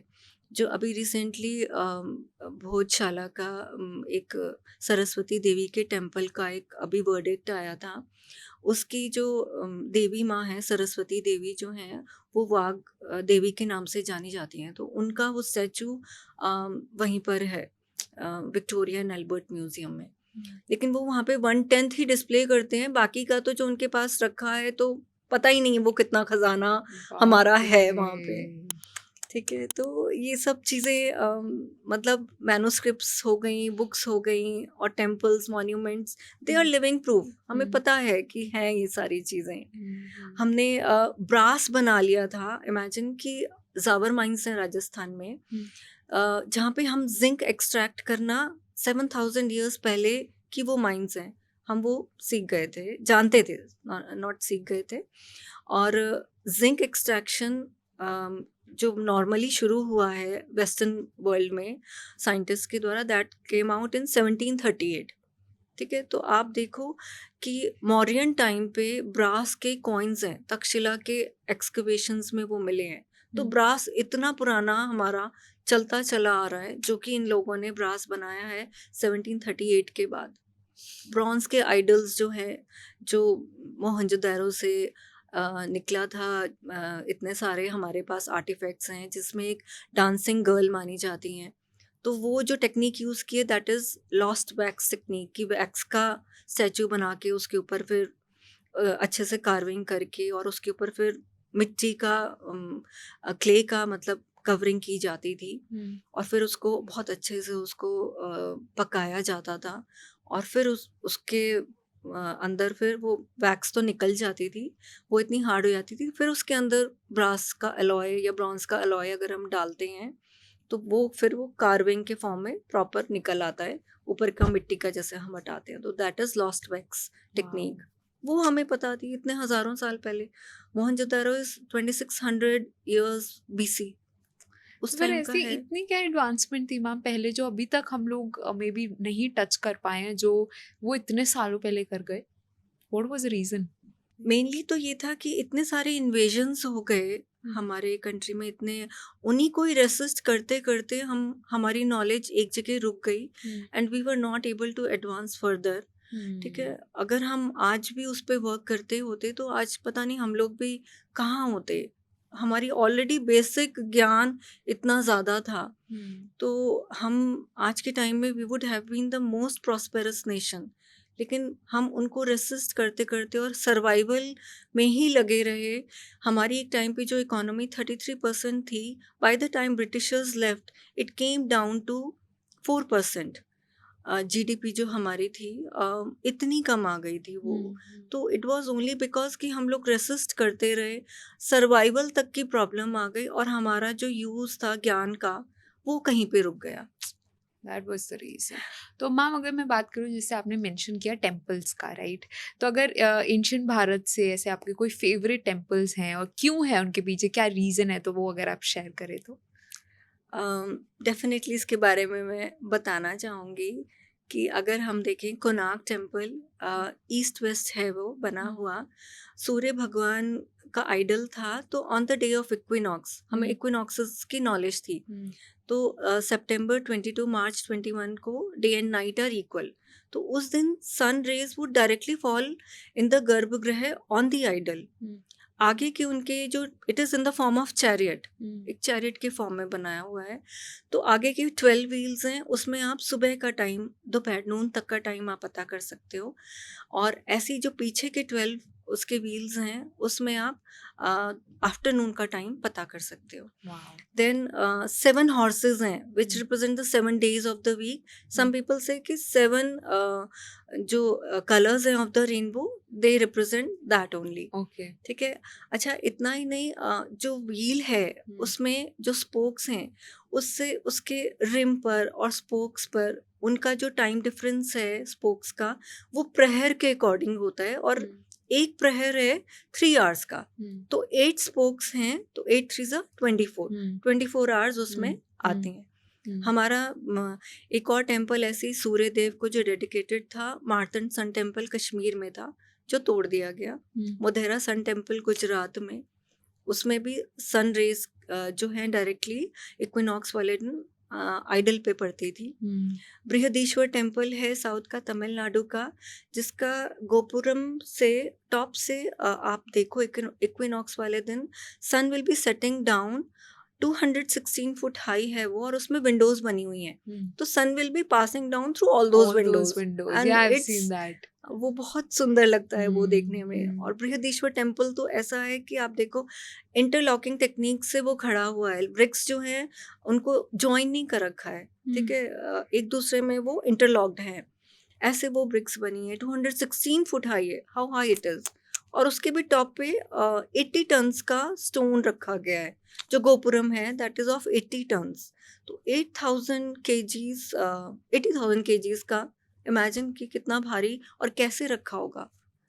The science is just science is there. Kailash temple है अजंता एलोरा का, जो कि सिंगल एक मोनोलिथिक स्ट्रक्चर है, जिसके बारे में तो अब बहुत सारे लोग जान गए हैं कि ऊपर से कट करके उसको बनाया है, कंप्लीटली सिमेट्रिकल है, कोर्ट यार्ड है उसमें, अलग अलग लेवल्स हैं उसमें, कार्विंग बिल्कुल परफेक्ट है उसमें, उसके बराबर की चीज़ है ही नहीं, मतलब इस धरती पर ही नहीं है, क्योंकि उसमें से 2 लाख टन्स ऑफ ग्रेनाइट जो निकाला गया, कहाँ गया नोबडी नोज, ये भी नहीं पता है, तो वो अपने आप में एक मार्वेलस चीज़ है। स्पेशली मैं अगर साइंस का यूज़ प्रॉपरली आप देखना चाहें तो एक रामप्पा टेम्पल है तेलंगाना में, जो कि it's like so amazing, so marvellous, उसमें सारी साइंसेस यूज़ होती हैं, उसमें जो उसका बेस बनाया गया दैट वाज अ पिट, जिसमें कि सैंड डाला गया, क्योंकि वो अर्थक्वेक प्रोन एरिया में बन रहा था, तो उसमें सैंड, जैगरी, गुड़, ठीक है, ग्रेनाइट पाउडर, मतलब पत्थर का पाउडर जैसे भी निकाला, जो भी डाला, कैसे किया वी डोंट नो, और लाइन चूना जिसको बोलते हैं, इससे तो उसका पिट को भरा गया। उसके ऊपर फिर जो प्लेटफॉर्म बना है, बहुत हार्ड स्टोन, रेड सैंडस्टोन से उसका प्लेटफॉर्म बना है स्टार शेप्ड में, ताकि वेट जो है टेम्पल का इक्वली बैलेंस्ड रहे। वो पिलर्स भी उसी के, नॉट पिलर्स, वॉल्स जो हैं वो भी उसी स्टोन के हैं, वेरी हार्ड स्टोन, उसका टॉप भी ऐसे ही है, और फिर ऊपर से उसको लाइट वेट रखना ज़रूरी था, ताकि अगर कुछ मूवमेंट होता है तो बैलेंस बना रहे, टेम्पल को नुकसान ना हो। तो टॉप पे जो ब्रिक्स हैं, इट्स कम्प्लीटली पोरस, बहुत लाइट वेट हैं वो कैसे बनाई है, इंटरलॉकिंग टेक्निक यूज़ की है कि अगर मूवमेंट होता है तो वो गिरे ना, ठीक है। इसके बाद उसको सपोर्ट करने के लिए बहुत स्ट्रॉन्ग, सबसे ज़्यादा जो हार्डेस्ट रॉक होता है दैट इज़ ब्लैक बसॉल्ट रॉक, उसके पिलर्स हैं, एंड दे आर शाइनिंग। उसको कैसे उन्होंने इतनी पॉलिश किया है, नोबडी नोज कि कैसे वो इतना पॉलिश्ड है कि वो शाइन करता है। जो लाइट पड़ती है उन पे पिलर्स पे और उसके सभा मंडप पे, it will illuminate the complete temple, गर्भगृह को इल्यूमिनेट कर रही है, वो इल्यूमिनेट कर रही है, और सीलिंग को पूरा इल्यूमिनेट कर रही है। तो वहाँ पे बल्ब्स की भी ज़रूरत नहीं पड़ती है, मतलब इतने उसमें ऑप्टिकल साइंस का ऐसा यूज़ है। फिर जो ऊपर सीलिंग में स्लैब्स डाले हुए हैं, उसमें 3 to 5 इंचेस की डेटीज की कार्विंग्स हैं और hundreds of deities are there. इतनी छोटी छोटी पत्थर की कैसे बनाई, स्लैब को कैसे सपोर्ट मिला, कैसे किया उन्होंने, मतलब ये साइंस। अच्छा, जो पिट है उसको वेट रहना ज़रूरी है, नहीं तो टेम्पल का बैलेंस, तो वेट रहने के लिए भी उन्होंने एक लेक बनाई और वहाँ से एक वाटर चैनल निकाला ताकि वो वेट रहे। तो एक बार एक 8.2 मैग्नीट्यूड का अर्थक्वेक आया था एंड टेम्पल सर्वाइव्ड दैट। तो आप इमेजिन कर सकते हो कि कितना स्ट्रांग है वो। और इसीलिए उसका जो स्कल्प्टर था उसका नाम रामप्पा था और उसी के नाम पे ये टेम्पल रखा गया। नहीं तो जनरली डेटीज के या किंग्स अपने नाम पे रख लेते हैं। It wasn't like that, king थे उस टाइम के, लेकिन नाम स्कल्प्टर का था। एंड पल्लवास, अब हमें अपनी हिस्ट्री नहीं पता होगी तो हम कैसे ये सब चीज़ें फाइंड आउट और ये कितनी करेंगे। क्यूरियोसिटी जेनरेटिंग चीजें हैं, मतलब दिमाग ऐसे लग रहा है कि you know how is this connecting, और उस वक्त का ब्यूटीफुल। होयसला टेम्पल हैं, चिन्नकेशव टेम्पल हैं, they are again so marvellous. आप इनफैक्ट एस्ट्रोनॉमी का यूज़, एक कोपेश्वर टेम्पल है वहाँ पे, जो सीलिंग है it is open to the sky, round shape में है। तो कार्तिक पूर्णिमा, कार्तिक मंथ जो हिंदी का आता है, उसमें फुल मून डे पे the moon will be right in the centre, और वो नीचे रंगशिला वो भी सर्कुलर है, उस पे उसकी प्रॉपर लाइट पड़ती है, मतलब इतना सुंदर उसका इफेक्ट आता है। फिर उसमें पिलर्स हैं जो सारे जोडिएक साइंस को बताते हैं, ठीक है। तो 12 pillars representing all the zodiac 12 science, तो वो signs. एस्ट्रोनॉमी का एक और कमाल है। फिर हमारा सन, कहते हैं कि जब नॉर्थ की तरफ हमारी अर्थ जो है, जब सन की तरफ नॉर्दर्न हेमिस्फीयर टिल्टेड होता है, तो दैट इज उत्तरायण की तरफ सन मूव कर रहा है, ऐसे बोलते हैं लिव इन टर्म्स में। और ऐसे ही दक्षिणायन की तरफ मूव कर रहा है। तो ये जब स्टार्ट करती है अर्थ कि नॉर्दर्न हेमिस्फीयर उसका सन की तरफ टिल्ट होना जब शुरू होता है, तो कोल्हापुर में महालक्ष्मी का टेम्पल है। उसमें 2 दिन उत्तरायण और दक्षिणायन के टाइम पे 2 दिन सन रेज पैरों पे पड़ेंगी, 2 दिन चेस्ट पे और 2 दिन उनके फोरहेड पे। तो उसका वो 7 डेज का एक किरणोत्सव मनाया जाता है, जो कि it is completely aligned with our calendars, with planets, with sun, everything. Everything is connected. Wow. और ये तो बात हो गई temples की, ma'am. What about monuments? Is there any monument that is again connected to our history and are remarkable in your eyes?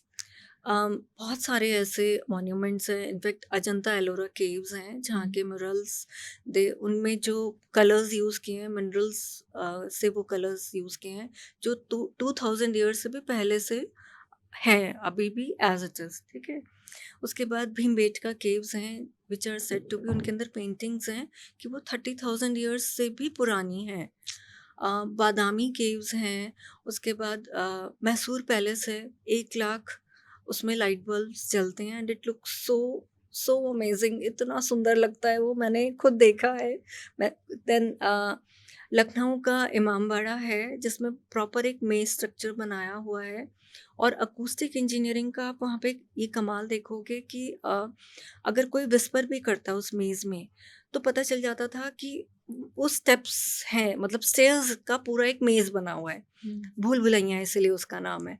तो अगर एक जगह कोई विस्पर कर रहा है तो पीपल विल नो कि वो कहाँ पे बोल रहे हैं, और जो एनिमी अगर वो है तो उसको वहीं पर ही पकड़ लिया जाता था और बाहर निकलने का रास्ता नहीं मिलता था उसको बिल्कुल भी ना। तो वो एक चीज़ है। लेकिन मैं स्पेशली रानी की वाव जो गुजरात में है उसका मेंशन करना चाहूँगी, क्योंकि it's a water reservoir, just like इतने सारे रिजर्वॉयर्स हमारे यहाँ इकोलॉजी को तो बहुत इम्पोर्टेंस मिलती थी।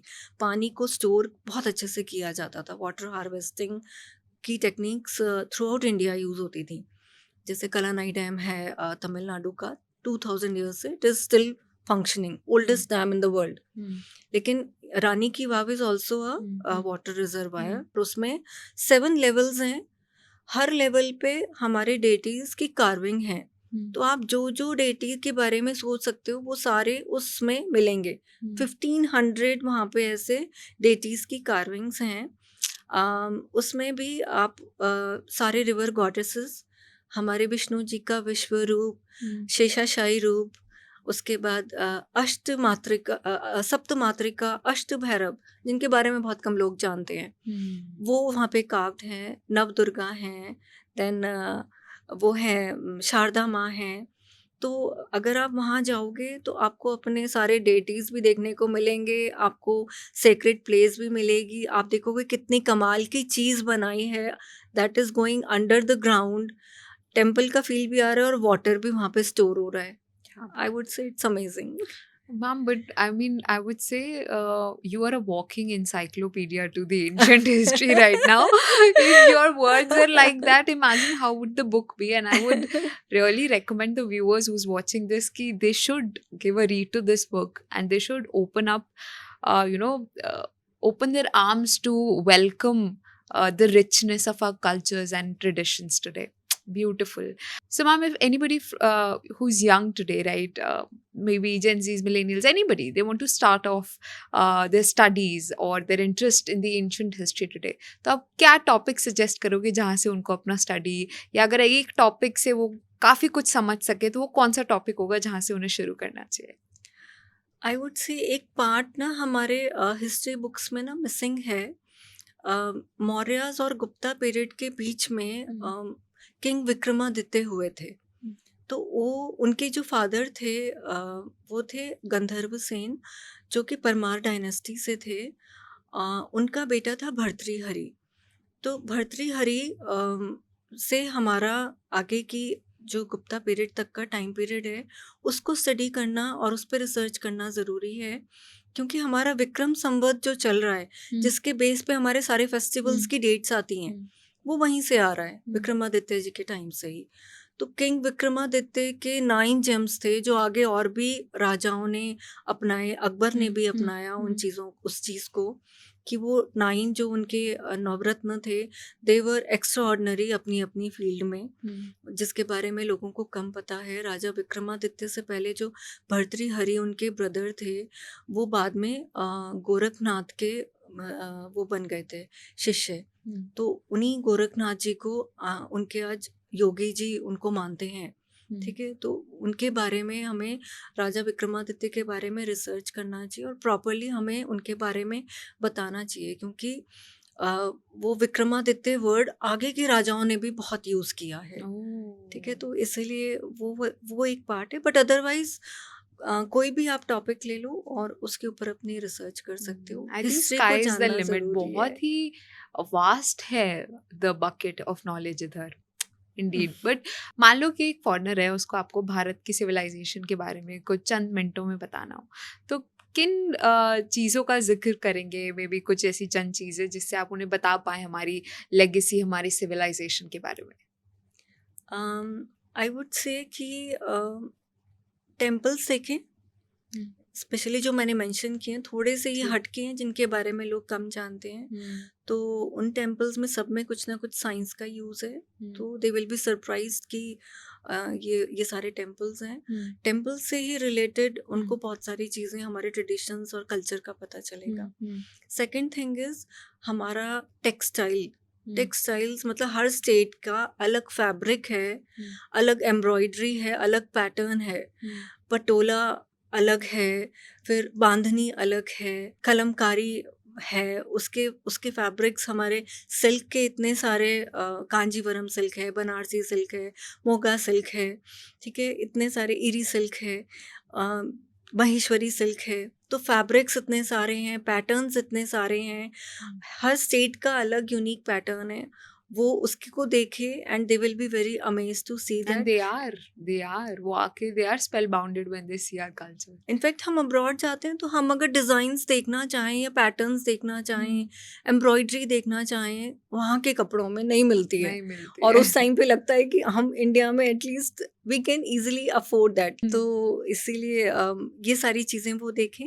देन हमारा डांसेस, तो हमारे मेन डांसेस जो क्लासिकल डांसेस हैं वो तो हैं ही, जो 8 क्लासिकल डांसेस हैं। Other than that folk dances भी बहुत एक से एक अमेजिंग है।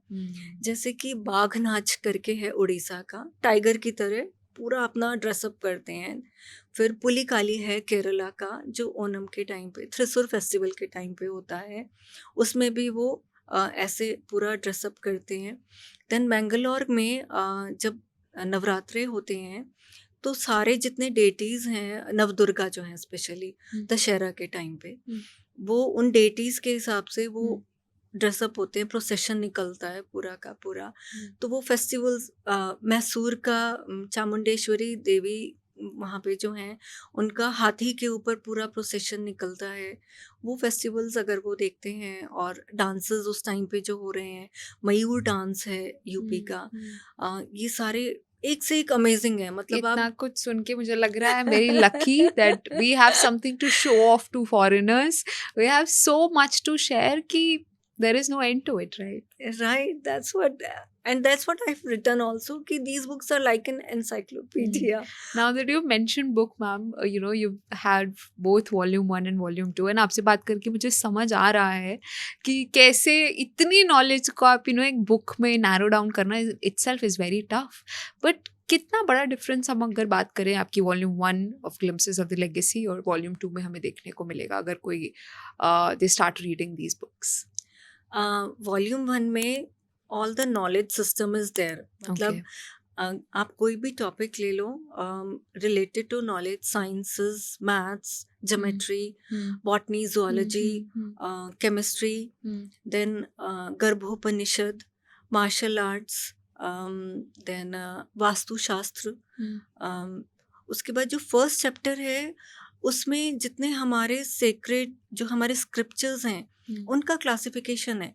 जनरली लोगों को क्या प्रॉब्लम होती है कि अगर हमें भारत के बारे में जानना है, कौन सी बुक से हम स्टार्ट करें, बहुत बड़ा क्या क्वेश्चन पढ़ें? हम शास्त्र पढ़ें, वेद पढ़ें, पुराण पढ़ें, और इतनी अलग अलग इन्फॉर्मेशन मिलती है जिसको बोलते हैं ना स्कैटर्ड इन्फॉर्मेशन।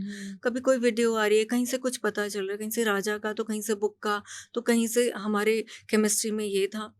वो सारी चीज़ मैंने फर्स्ट चैप्टर में ही क्लासिफाई करके दी है कि हमें पता चले हमारे श्रुति स्मृति ग्रंथ क्या हैं, उनमें लिखा क्या है, शास्त्र क्या हैं, हमारे वेदों में क्या है, पुराणों में क्या है, फिर हमारा उपनिषद क्या है, ब्राह्मणास, आरण्यकास, और जो हमारे ब्रह्म सूत्रास हैं, ये श्री यंत्र है जैसे, तो यंत्र तंत्र मंत्र में क्या डिफरेंस है, वो मेरा फर्स्ट चैप्टर में है। Okay. तो उसमें क्लासिफिकेशन है, नॉलेज उससे आप क्या ले सकते हो वो सारा लिखा हुआ है मैंने।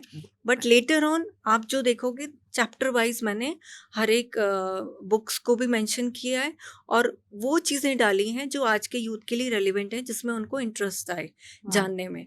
ठीक है। सेकेंड बुक में मैंने आपको बताया कि हमारे अवतार्स, देन सारे फेस्टिवल्स कौन सी तिथि पे, यानी पूरे थ्रू आउट द ईयर कौन से दिन पे कौन सा festival through out length and breadth of Bharat celebrate हो रहा है एक पर्टिकुलर डे पे, वो मेंशन्ड है। और उसके पीछे की स्टोरी क्या है, हाउ इट इज सेलिब्रेटेड, वो सारा कुछ उसमें आता है।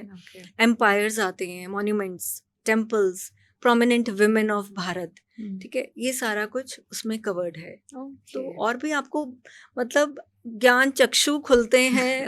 अगर कोई लेमन टर्म्स में बोले कि मेरे यहाँ तो खुद मेरी फैमिली ने ये चीज़ बोली कि ऐसा लगता है जैसे ज्ञान चक्षु खुल रहे हो इन सारी चीज़ों के बारे में जान के। तो all these things are there. They are available on Amazon?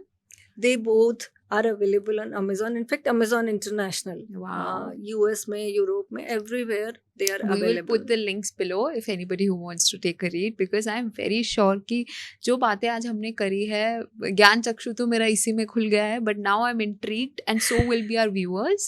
So I would definitely recommend people to read this book, 100%. Thank you. So nice of you. So ma'am, starting off one other thing, you know, अगर एक sentence में आपको भारत की legacy समझानी हो या उसके बारे में बताना हो तो आप कैसे बताएंगे? I would say संपूर्णता, जीवन जीने की संपूर्णता, that will be the proper phrase I would say, कि हेल्दी और फिट रहकर मेंटली फिजिकली आप जीवन को कंप्लीटली आलोकित होकर आनंदित होकर जी सको। That is what being a Bharatiya is, that is what being this legacy is. तो मैम जो ये यंग राइटर्स आज हैं हिस्ट्री एंथुजियास्ट हैं रिसर्चर्स हैं उनके लिए आपके पास क्या एडवाइस है around this narrative this industry? I would से आज के टाइम पे ना जिनको थोड़ा भी इंटरेस्ट है तो they should do research, pick up any topic from the book. आप उसमें डीप डाइव करो और उसके बारे में आप एक बुक लिख सकते हो अपने आप में ही.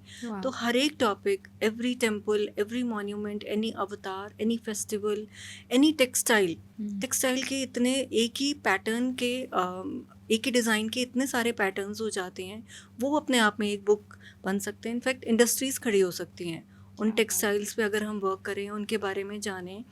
तो आई वुड से कि उनको प्रॉपर रिसर्च स्टार्ट करनी चाहिए. कोई भी टॉपिक लें जिसमें उनको इंटरेस्ट आता है. और डोंट यूज़ AI और ChatGPT, क्योंकि उसमें ज़्यादातर नॉलेज फेसबुक, इंस्टा से भी बहुत सारी उठाई जाती है. तो आपको फाइंड आउट करने फैक्ट्स, वैलिड इन्फॉर्मेशन होनी चाहिए, एविडेंसेस होने चाहिए. तो वो चीज़ें लिखनी बहुत मतलब उस ढंग से लिखना ज़रूरी है. हाउ राइटली सेड मैम, इस एरा में ऑथेंटिसिटी और फैक्चुअल डेटा मिलना is very tough and doing your research is the only solution I think. So ma'am, if you're okay, let's move on to the most interesting part of the episode, rapid fire. Are you comfortable with that? Definitely, I am looking forward to it. Okay then. So it's a one word or you just can use a sentence. The first is Vedas or Upanishads. What do you select? I would say Upanishads. Vedas are in the form of suktas. Upanishads में proper detail में है. Okay. Nalanda या Takshashila, what do you prefer?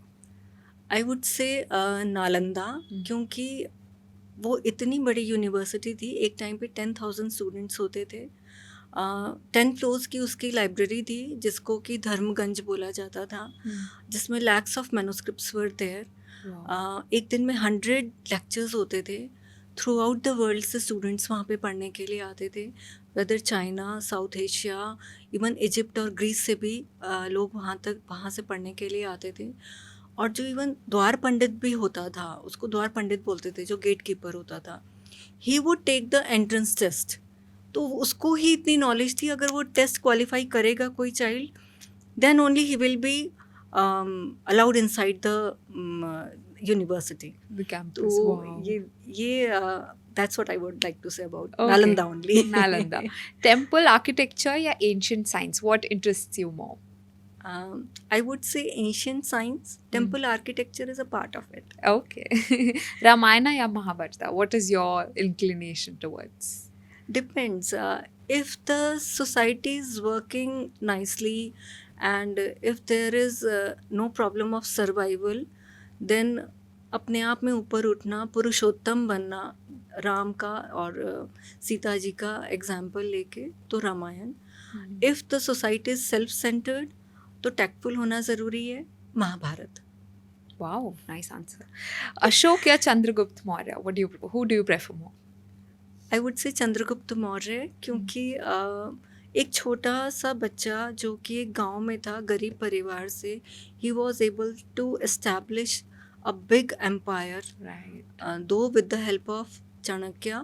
Ashoka killed 99 of his brothers and that's why he is called Chand Ashok. So definitely Chandragupta Maurya. Favorite Indian monument? I have already said Rani Ki Vav. Yeah, you've explained. To understand that, watch full. Okay, favorite Indian temple again. Temples actually बहुत सारे हैं, लेकिन दिलवाड़ा के मंदिर, they are a candy for the eye. Wow. बहुत सुंदर हैं वो. Wow. माउंट आबू के आप अगर जाके देखते हैं तो बहुत सुंदर लगेंगे. Okay, so that's your number one. That's my Okay. number one. एक historical personality जिनके साथ आप डिनर करना चाहोगे from the ancient history. This is my favorite question. बहुत सारी हैं ऐसे एक्चुअली. तो मुझे personally not related to the question, मुझे ये था कि जो शकुंतला देवी हैं, who was a human computer, उनके सामने बैठ के and I would just start asking question कि वो 10 डिजिट्स के जो डिविजन्स होते थे, divided by 10 digits number only, वो चीज़. Me too. Wow, okay, nice. Heritage या innovation? हेरिटेज हमारे पास है, इनोवेशन की ज़रूरत है, इनोवेशन। इनोवेशन। सबसे underrated Indian dynasty? I would से अहोम डायनेस्टी। उन्होंने फाइट किया है and they were always successful. बहुत अंडररेटेड है, उसके बारे में पता नहीं है। असम की डायनेस्टी है and that's why Assam is very important for us. और यहाँ पे मैं एक त्रिपुरा की डायनेस्टी को भी मेंशन करना चाहूँगी। आपको बहुत हैरानी होगी जान के कि उसमें एक माणिक्य डायनेस्टी होती थी, जिसमें एक राजा थे किंग त्रिलोचन। अच्छा। He was a part of Mahabharat, जिसमें वो पांडवों की साइड से लड़े थे। तो महाभारत से पहले युधिष्ठिर ने राजसूय यज्ञ कराया था, जिसमें ऑल ओवर इंडिया से, भारत से उन्होंने राजाओं को बुलाया था, जिसमें किंग त्रिलोचन भी एक थे। और उनको उन्होंने एक रिटर्न गिफ्ट के तौर पे दिया था, जो कि आइवरी का बना हुआ थ्रोन है and it is still there with them, with the royal family वहाँ की। और it is set to bring prosperity to that state. और उसको साल में 2 बार निकाला जाता है, उसकी पूजा की जाती है एंड इट इज़ कॉल्ड राजा चुगथाई। आप उसके बारे में सर्च करोगे, आपको मिलेगा, वो देखोगे आप, it's so beautiful. Wow, noted. अगर आप एक टाइम मशीन यूज़ करें तो भारत के किस एरा में जाना पसंद करेंगे? आई वुड से राजा विक्रमादित्य के टाइम पे, क्योंकि उस टाइम पे भारत सोने की चिड़िया था, नॉलेज में बहुत आगे था, बहुत प्रॉस्पेरस था। तो that would be the time in which, just in case you find one. Definitely all over the world से जो भी जाना चाहे टाइम मशीन में बैठ के, हम सब वहीं जाना चाहेंगे। एक इंडियन ट्रेडिशन जो कभी खत्म नहीं होना चाहिए? I would say celebrating festivals in groups. मतलब हम इकट्ठे मिलें, ग्रीट करें एक दूसरे को, सेलिब्रेट करें, डांस, म्यूज़िक, सब कुछ होना चाहिए उसमें, क्रिएटिविटी निकल के आनी चाहिए, बहुत अच्छे से ड्रेसअप होके रहना, सब कुछ। तो celebrating festivals but in groups. In groups. एक इंडियन फेस्टिवल जो आपके दिल के सबसे करीब है? वही चीज़ आ गई कि होली और दिवाली जो हैं, जिसमें कि दिवाली मेरा इसलिए फेवरेट है, एक तो टाइमिंग उसका, हल्की ठंड होती है, देन ड्रेसअप बहुत अच्छे से होते हैं, we greet each other, gifts देते हैं, गिफ्ट्स एक्सचेंज करते हैं, इतने सुंदर सुंदर, घर को इतने अच्छे से डेकोरेट करते हैं, पॉजिटिविटी ऑरा इज देयर। हाँ बिल्कुल, लाइट्स, इतनी सारी लाइट्स होती हैं, और फिर ट्रेडिशनल वैल्यूज़ हमें उस टाइम पे मिलती हैं, अपने डेटीज़ की हम पूजा करते हैं इतने अच्छे से। दिवाली। आपकी किताब का एक चैप्टर जो हर इंडियन को ज़रूर पढ़ना चाहिए? हमें अपनी हिस्ट्री के बारे में जानना चाहिए। तो जब तक हमें अपनी हिस्ट्री नहीं पता होगी, we won't have that sense of pride कि हम भारतीय हैं। तो आई वुड से कि ये चैप्टर जो है dynasties and empires of Bharat, वो ज़रूर पढ़ना चाहिए। Okay, one word for today's youth? I would say opinionated. उनका यस या नो है, मिडिल पाथ नहीं है कि अगर वो किसी चीज़ से अग्री कर रहे हैं तो ठीक है, नहीं कर रहे हैं तो नहीं कर रहे हैं। दूसरे को खुश करने के लिए और उनको हैप्पी रखने के लिए, मतलब वो कह दें कि हाँ ठीक है और उनकी बात मान लें, वो वाली चीज़ नहीं है। And I am happy about it कि at least they are able to make up their own mind and they are well aware about their own feelings. Yeah. One word for Bharat? It's a legacy. It's a legacy. So, ma'am, all I would say is thank you for the rapid fire and thank you for imparting such lovely knowledge that should be disseminated to the right sort of audience. And I would say कि you know, अगर ये बात करके भी किसी के अंदर हमारे देश के लिए वापस प्रेम नहीं जगता है, या क्यूरियोसिटी नहीं जगती है, या हिस्ट्री की तरफ इंक्लिनेशन नहीं बढ़ता है, तो मेरे हिसाब से और कोई कॉन्वर्सेशन उनको हेल्प नहीं कर सकती। So thank you so much for coming to mic पे मिलेंगे, for taking my invitation to come to my show. Thank you so much. Thank you for inviting me. Thank you for such a nice interaction, and it's so lovely to meet you in person. Likewise, बहुत अच्छा लगा. Thank you so much. So that's it for today's episode, guys. If you have any doubts with our expert today, do comment below and do like, share and subscribe. Thank you for watching. Mic पे मिलेंगे.